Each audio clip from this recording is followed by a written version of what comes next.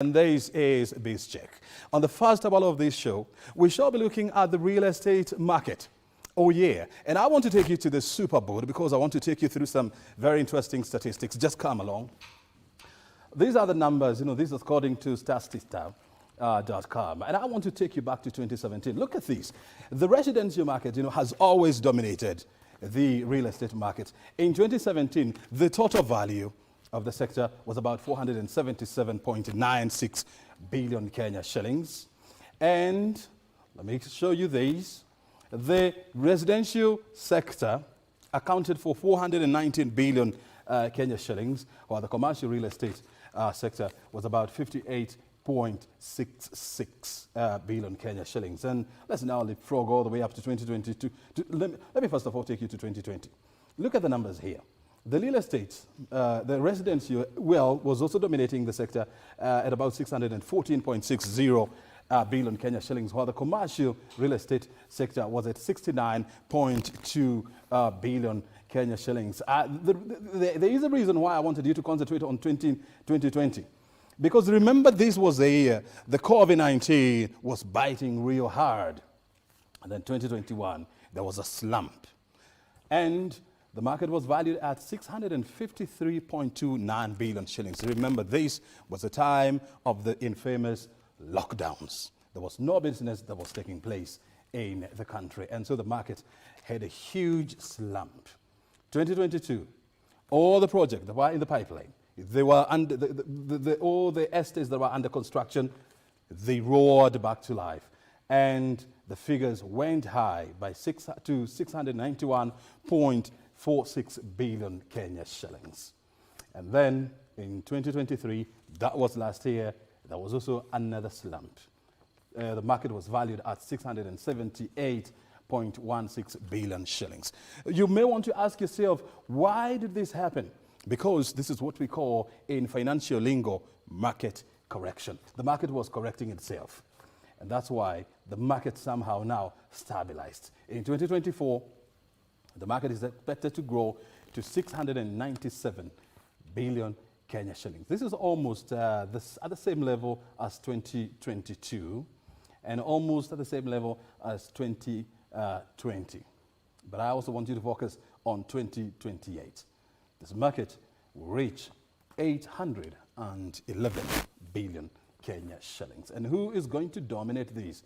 Of course, your guess is as good as mine.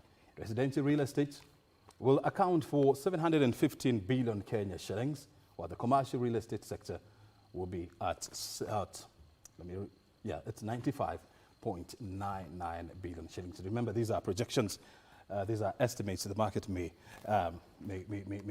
autocorrect itself. So, what are these numbers talking about? I told you that I have a team of experts in the house. We shall be discussing these numbers, and of course, last night, the National Assembly passed the Affordable Housing Bill. What is this bill expected to do, or how is the market expected to react? Let me introduce you to the guest. Dan Owiti is the General Manager at Ameristar Real Estate. He's joining me on the set. Thank you very much indeed, Dan, for your time. And next to Dan, we have George Mburu, who is the CEO of Mizizi Homes here in Nairobi. Thank you very much indeed, George. But I want to start with Dan. When you look at these numbers, what conclusions do you make? Thank you for having me, O'Brien. It's a pleasure to be here and for the whole crew. The projections are good because, as you see, immediately after COVID, the market is coming back. We have seen a lot of real estate companies even coming up. Yeah. Even in Ameristar, during the COVID, we had to take a little bit of a slow pace. But now we are receiving a lot of requests, a lot of inquiries. Now, technically, when the uptake of residential comes up, then you realize that economy becomes stable. Because one thing is important in life, that is having a home. Having a home. Having a home. That's one of the basics that you can ever achieve as a human being. Very good. Yes. And I also want to hear from you because we need to take a short break. Sure. Yeah. Thank you very much. And the statistics, it says that numbers never lie. which means if the demand and the value of the income that the country is getting from affordable housing and housing real estate in general, it means that for sure the agenda of affordable housing is something that has been long overdue, and now we can start getting even analysis which are factual figures.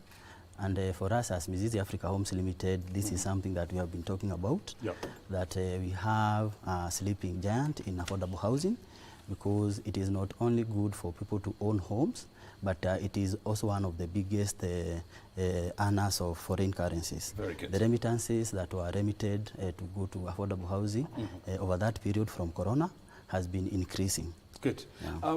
We will be continuing with this conversation. Our conversation this morning revolves around the growth of the real estate sector in Kenya. What are the dynamics that are going to drive this sector?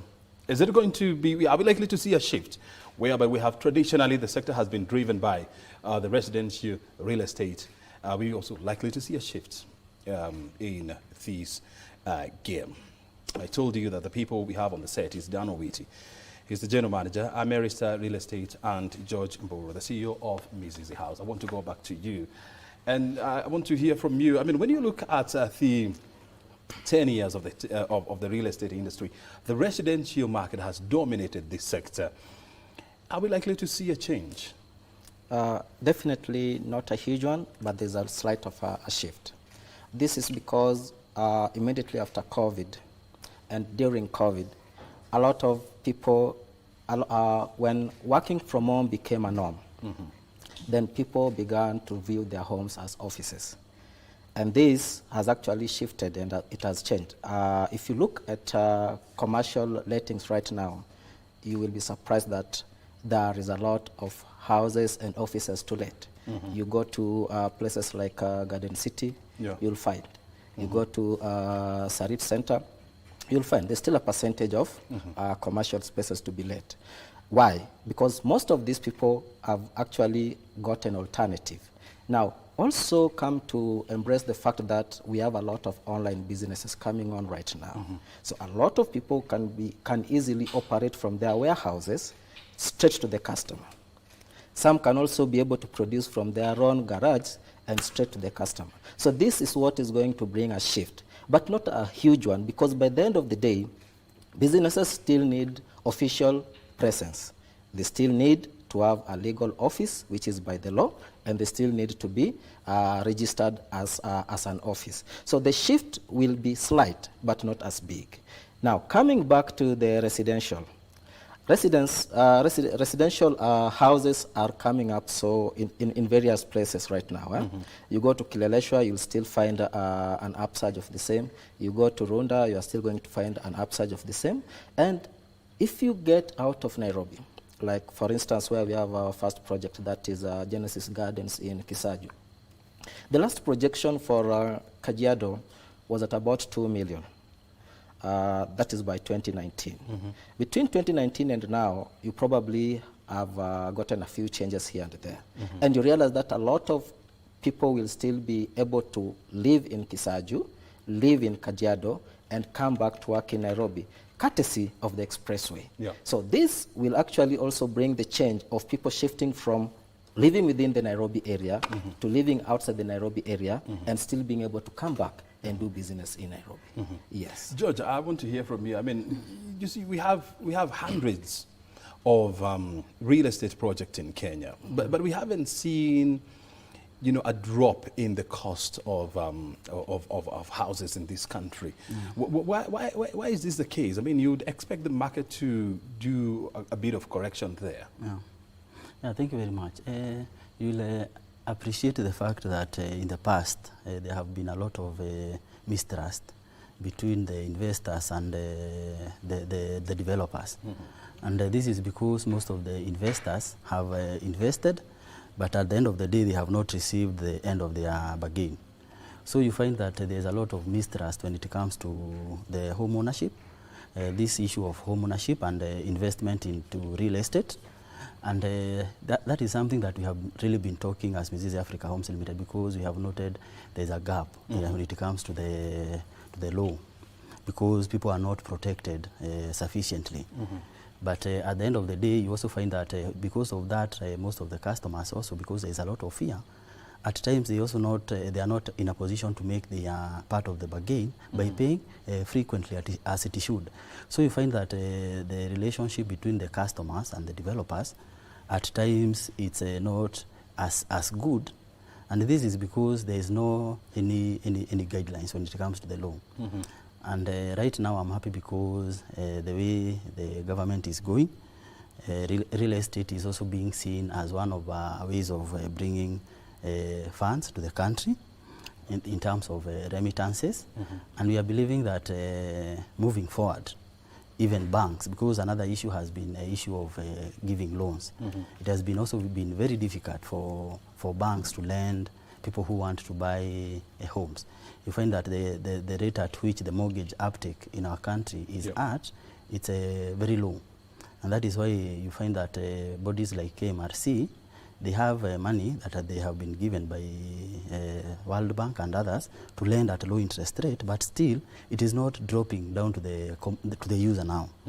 Now what we need to correct is the issue of that mistrust, and also the issue of financing, so that more people are able to get the mortgages, because at the end of the day we have seen the demand is there, and also people are willing to work, because we have so many young people that are looking for jobs. The workforce here in our country, materials are there. So in terms of cost, it should not be a hindrance at all, because we have local materials, we have quarries. So getting those materials that we use for construction should not be a problem. What was missing is the framework for people to have that kind of engagement, which I feel we as Mizizi Africa Homes Limited, despite the ups and downs, we have tried to keep focus, and actually we can be taken as a guinea pig of somebody who did it while there was not so much support and not so much people were talking about, but right now we have something that we can show. Yeah. And I like the fact that, I mean, you see, when you look at the Kenyan real estate industry, there are more than 350 players in this market, and that tells you that there is so much opportunity. And so how then do you bring about, synergies between the real estate players and the government, so that the two can work together to the benefit of the consumer? Dan? First of all, I really want to put this across that during my years in real estate.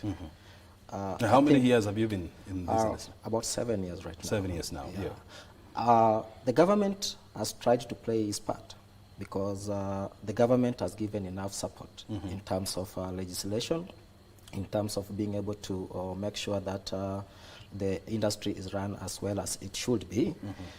In as much as, yes, there has been that mistrust, and you can never lack a few people and a few organizations which are not quite legit and are trying to scam people out of their money, because in the name of real estate. However, as you move forward, you realize that by the end of the day, Kenyans now have become also very cautious.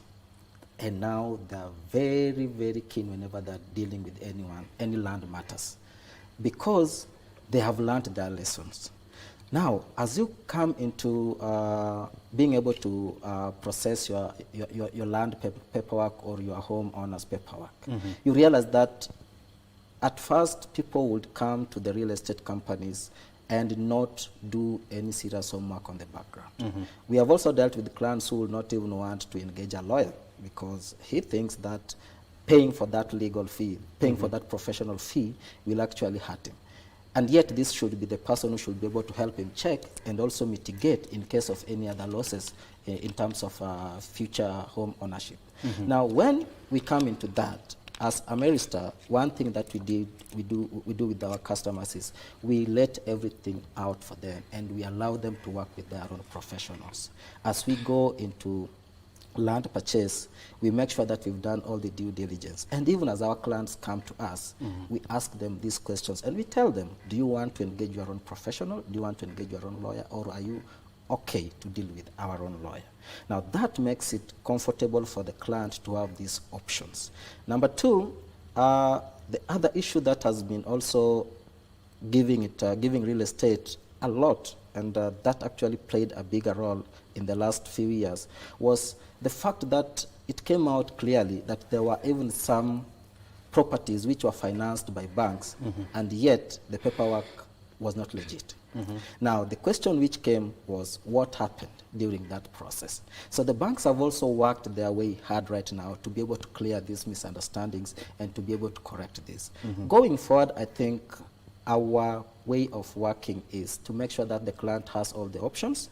The client also is given an opportunity to do his due diligence and be able to follow up on the project and be able to take ownership of the process as you start investing in your home. That is the advice I can give to any customer, any person who wants now to invest in real estate. Yeah, and let's also face it. I mean, it's not just small companies or newcomers who have had challenges in this industry. We have also seen established companies like Saiton, like Suraya. You know, they all got into financial headwinds, and they still have many projects, you know, that are pending, and they still have a number of court cases, you know, going on. And this has somehow eroded the confidence of investors in this industry. And so then how do we bring back the confidence of investors in the real estate industry in Kenya? Yeah, thank you very much. You find that at the end of the day, as long as you're into business, you must engage the professionals, which is very crucial. But you find that the mistrust at times is caused because of unnecessary competition. For example, we as Mizizi Africa Homes Limited, we have had our good number of employees, but after working for a while, they feel that they can also start their own venture. So at the end of the day, you find that a company to get to a certain level is very difficult because there is a lot of internal competition within the company itself, because you find that some of the people maybe are attracted by the luxury they see. They feel that this is a get rich quick. So you find that somebody may get into that sphere without realizing that at the end of the day, you want to deliver a certain need to a number of customers.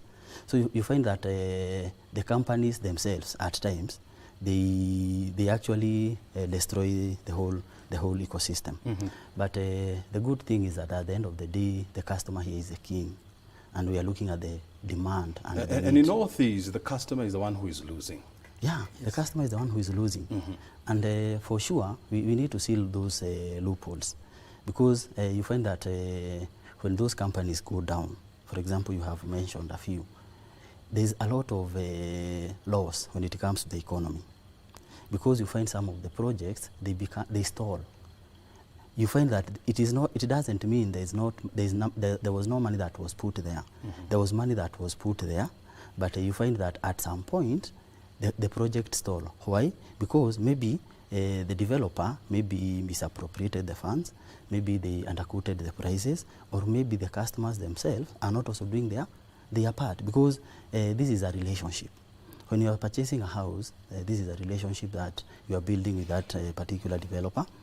And if that particular developer is not looking at your end goal, you may actually miss the point, both of you. Because the customer, at some point, if you do not pay, you find that even legally, you may not be protected because you also defaulted on the contract. So you find that the relationship is something that it's a 360 degree. Everybody has to play, has to play their part. So this issue of blame game that has been there, and it has actually been started by the developers themselves, without even giving solutions to the problem, should come to an end. The blame game. And one concept that has been really affected by this is the off-plan. Whereby you sell the concept to the people, they invest their money hoping that you're going to implement this project, and then somewhere along the way the money dries up, the project is abandoned, and it is left to rot. Is it high time we rethink about this concept of off-planning? If you ask me, I will say no. I think the best that can happen is to get an off-plan and develop it to your satisfaction. Because most of the time, you invest in an already built house. You are still going to make changes to suit your taste. And sometimes these changes that you need to make could be structural. And eventually you might end up interfering with the durability of the house. But isn't that, a better option rather than, investing my hard-earned money into a project that will never take off or that will stall halfway? That is why I'm saying, if you make an off-plan better and you are able to achieve... How do you make it better? Then that is the greatest you can do. Number one is just being able, as a company, I will talk on the company part. As a company, you must be very clear on your blueprints. Very clear, and try to work with the timelines. Because the moment you miss the timelines, you have disadvantaged the client. For instance, if a client was investing in your plan and expecting to get into that house in 2 years' time, and the house is not there 3 years down the line. You see, the investment is stalled, and the client is still paying rent wherever he or she is, and probably the client had taken a loan. Now, this is now a double tragedy. The loan has to be serviced, and he still has to pay rent.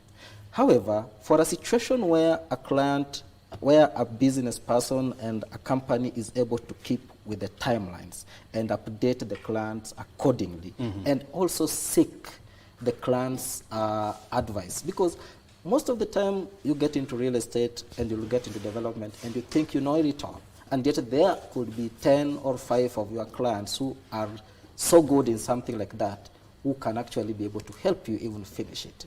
We've seen projects where the project comes to you, is almost stalling, but the clients themselves come in and they say, listen, we are not going to let this, and we are going to make sure that this thing works.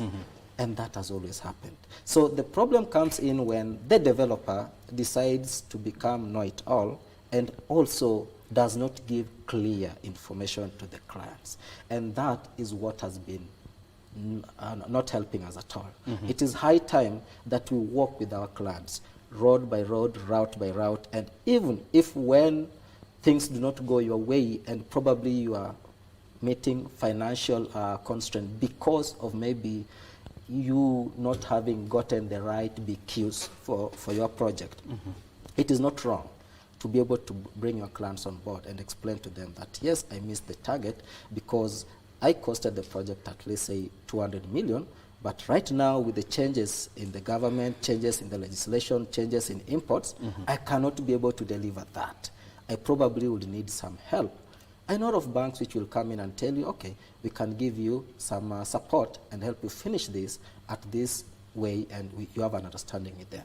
And I understand these days, it's becoming very difficult for banks to finance an off-plan project. Is it true? No. Yeah, thank you very much. To some extent, I would support his sentiments and also add that what we need to do, I've been in the off-plan sphere for the longest. Actually, I think Mizizi Africa Homes Limited is the oldest, or if not one of the oldest off-plan players that are still thriving. Now, the problem comes at the land purchase. You find that off-plan, sometimes, the way it normally operates right now, you put the customers in all one basket. Whether it is a customer who is well financially, they are financially capable, and somebody who is not financially capable, which means the person who has the cash may have to wait for the person who does not have the cash. Now here the problem comes when there is that stagnation and stalling, like my brother has said. And you find that, like as Mizizi, we have come with a concept of called buy we build, where we separate these two issues. Start by giving the customer the title. The title deed. The title deed. At least they have secured the parcel of land. Then when it comes to construction, make sure as a developer you have made sure that the common amenities, the roads, the electricity is there, there is a borehole or water if you plan to give them that extra service. You make sure that you upgrade the plots themselves. then you issue everybody with their own title. This is something that we are giving as free advice, especially to upcoming developers, because even us, when we were starting, we were very enthusiastic that everything is going to be, as we say in economics, ceteris paribus. When you are starting, you have a lot of sometimes theory, which makes you sometimes not to do some calculations. You assume everything will be constant. If it is somebody you have agreed, they will pay within 1 year, they will do that. You assume everything You don't constant. do a risk analysis of the project. There's no risk analysis. You don't expect there will be corona. You don't expect the dollar at some point will go. Of course, nobody would expect corona. There was elections. You don't know which side will win. You don't know the policies they will come with. To mitigate all these risks to the developer especially, and also to the client, a win-win situation. Subdivide the land. Give the customer the title. Tell them this is what we project to do for the whole estate. You come up with a master plan. This is what we plan to do for the whole estate. But as much as we are doing it together, everybody has their own individual role to play. Yes, we are doing it as a group, but again, everybody has to play their part. So if everybody has their title, if somebody does not have the money to construct, you find that they can even take their sweet time. But if somebody is ready and they want to occupy very fast, also that's another route. So this is like a marrying of land selling and construction. Help us understand this. Because when you walk through the Kenyan real estate industry, I mean, you will see many unfinished or incomplete projects.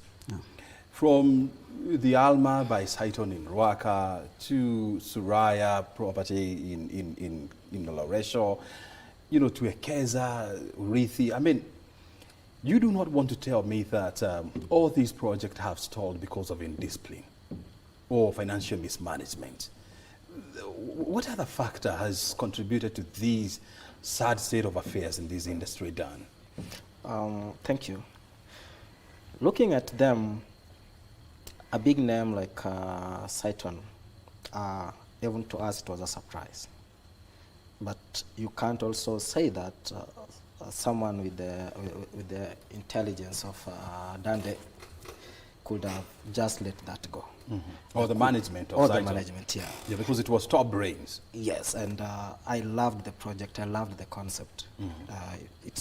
Saiton itself is a great organization. Even if you look at the structure and what they're doing, it's a great organization. But over and above that, I think sometimes we as developers also bite too much. More than you can chew. More than we can chew.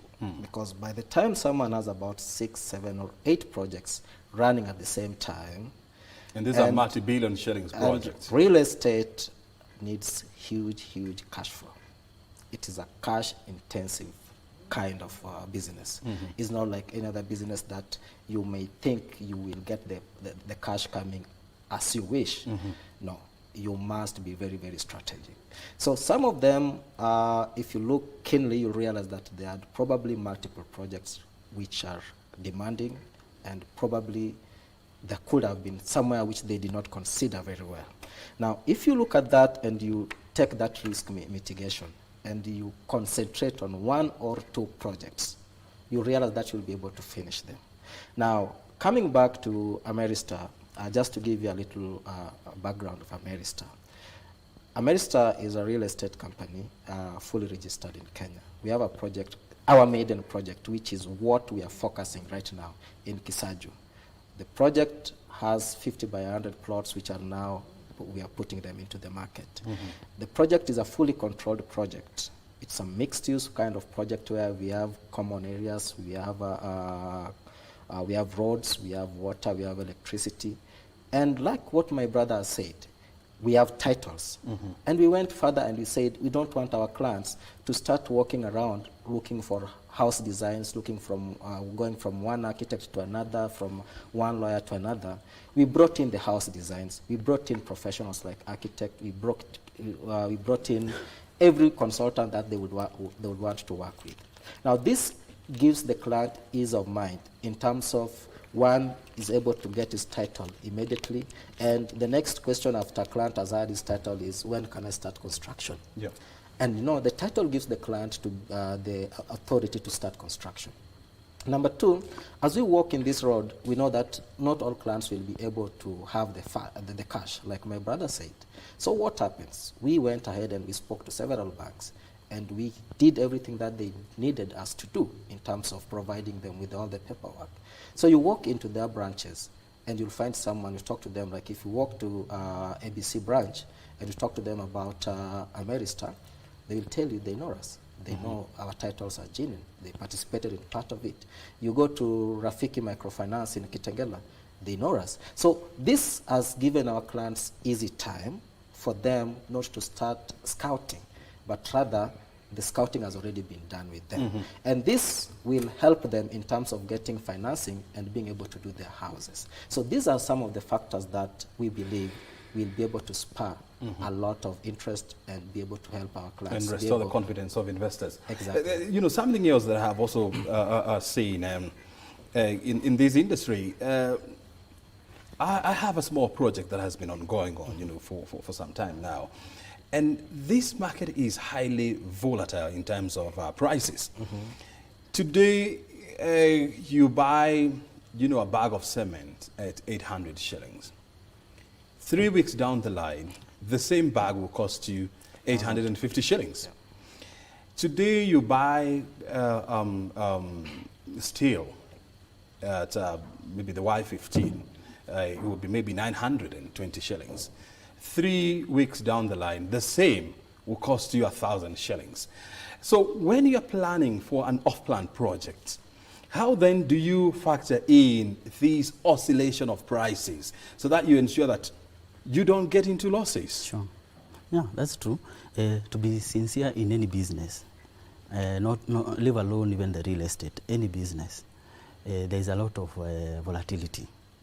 And that is because, I don't know of any other industry where volatility in terms of pricing is as high as this industry. Yeah. Because, for example, look, for example, the dairy industry. Sure. A liter of milk, it's not going to go up, with crazy numbers in the next 3 weeks.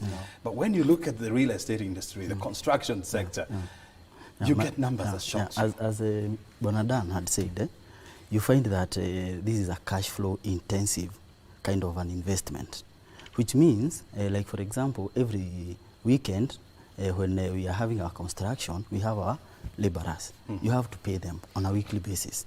There's a lot of high turnover of cash.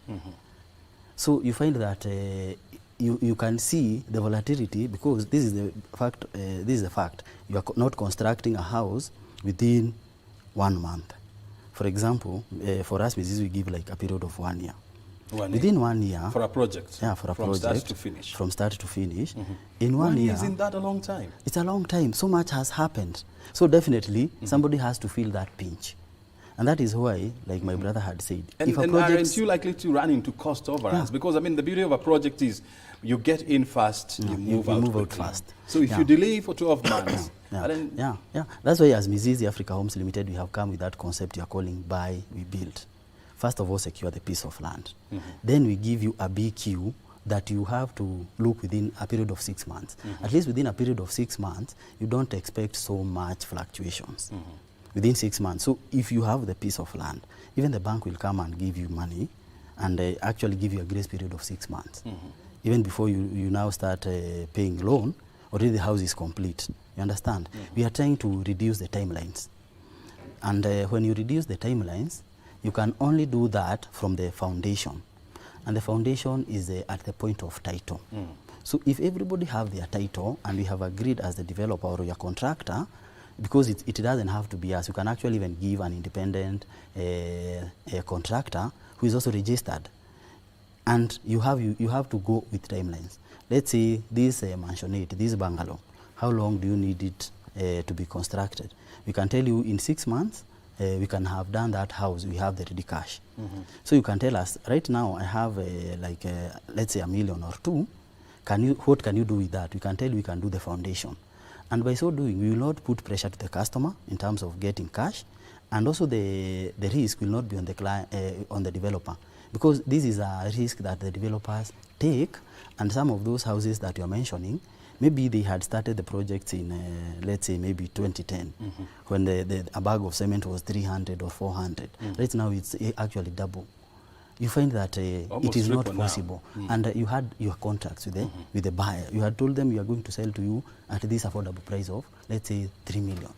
But right now, to deliver that, it cost 6 million. So you find that now convincing a buyer that the shilling of yesterday is not as the same as the shilling of today, it's not an easy task. So you find that is why also there is a lot of stagnation. So we need to be very clear, and with timelines, especially with timelines, we need to be very clear from both sides of the coin, both the developer as well as the client. As a client. Yeah. Dan, I also want to hear things. I mean, we have also seen a situation whereby, a company gets into a project. Let's, for example, use Ameristar. You embark on a project, and then somewhere along the process, you get into financial headwinds. It may not be because of your financial mismanagement or indiscipline or siphoning of funds, but because of one or two things that were never planned for during when the project was starting. But the moment investors discover that you are facing delays or financial challenges, they move to court. And so the project is stopped. Yeah. And then you engage in litigations that will go for years. And this will definitely affect this project. How then should that be handled so that you avoid panicking investors, pursuing legal cases that will take forever to be concluded? Thank you once again. It is the right of the investors to move to court when they feel that the promise has not been delivered, because they have a contractual obligation with you. It's also your obligation as a developer to try to run within the timelines that you promised your clients. But also we have issues which are without us, which we cannot be able to control. So when these issues happen, like the example my brother used of, let's say, change of political leadership in the country. A big number of clients will not be able to invest in property just during the election or prior to election or a few months to election. Because everyone will be waiting, they will have that concept of wait and see what will happen. Now, if that happens and yet you had timelines to achieve, it means that you have to go back to the drawing board and readjust your plan. And if you go back to your drawing board and readjust your plans yourself without informing them, then you are going to have a lot of battles. You've been breach of contract. Agreed. Now, I'm not going to share, to mention the name, but I have been involved in a company which had stalled for quite some time. But one thing that this company used to do was to give regular, practical updates to the clients and listening to those clients who had issues. So what am I saying? Simple. Let's walk this journey with the clients. If I am having financial issues and I need the gap to be closed, there are options. One, I can look for a financial partner. I can take equity. I can take another person to be able to help me finish the project. Or go back to the clients and explain to them. And that will be good if your books are also good. Because if you came to me and the amount of money received vis-a-vis the amount of money you've spent on the project and the estimates do not marry, then I don't want to be part of you. But if your books are good and the clients can be able to verify that, yes, this is what has been promised, this is what has been done, the consultants can be able also to confirm the same. A few and some of the clients will actually walk with you the journey. Some of them will ask you a simple question: what do we do to help us finish this project? Some will give you cash flow. Some will actually be able to give you some cash injection. Some will advise you on the companies or entities that can be able to help you finish. But the biggest issue, like I said, was a company that knows it all. And then you stagnate, and then you cannot tell them because you knew it all, and then now you're stuck.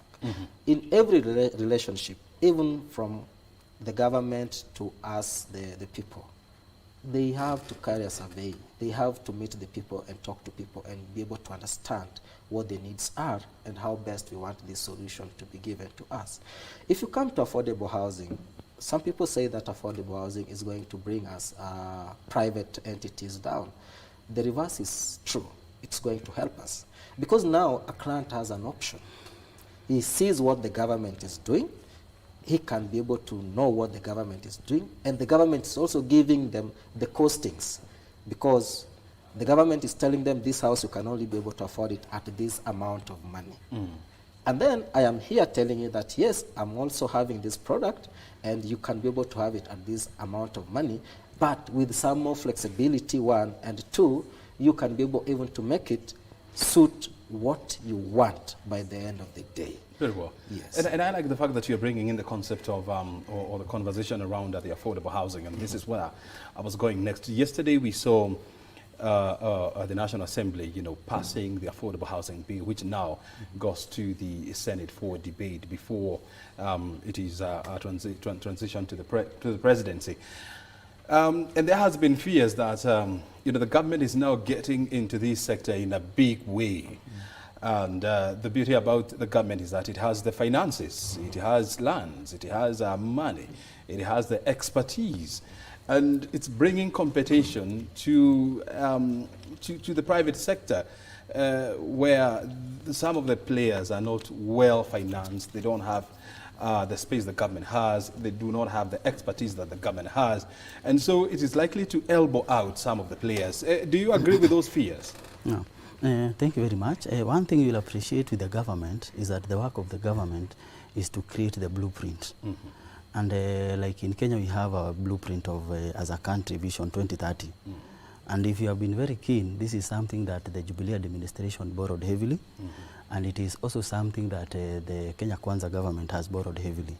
If you look at their manifestos, they were talking about the three basic needs, which is food, shelter, and clothing, but they were putting it in such a way: affordable housing, agriculture, healthcare, school, the basic things, the social things. And we as business people, it is high time we agree to the fact that sometimes we look at customers as if they are just into business. For them, that is like you find that somebody has brought their savings.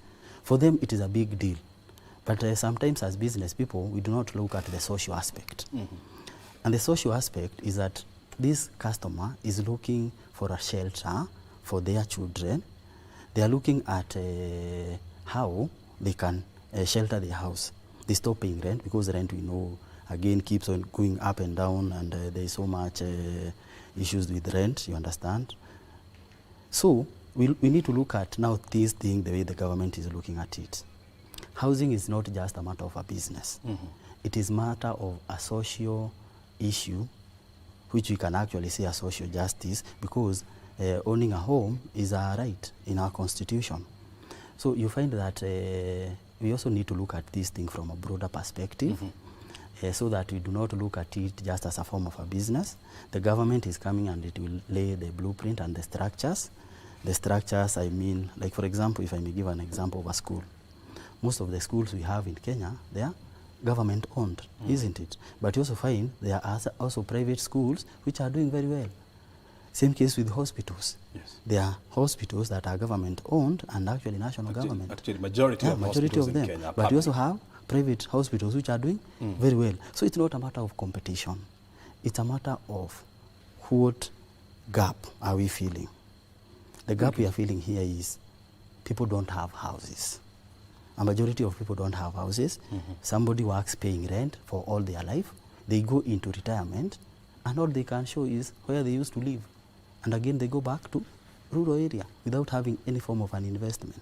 And I like the fact that you have used the analogy of the health industry, and it is true. Majority of health facilities in Kenya are owned by the government, but we also have the private sector coming in a very strong way, and some of the leading hospitals, not only here in Kenya but in Africa, they are in the hands of private players.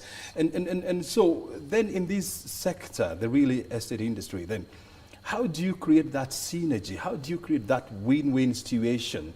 And how do you create that complementary role of the government and the private sector in helping achieve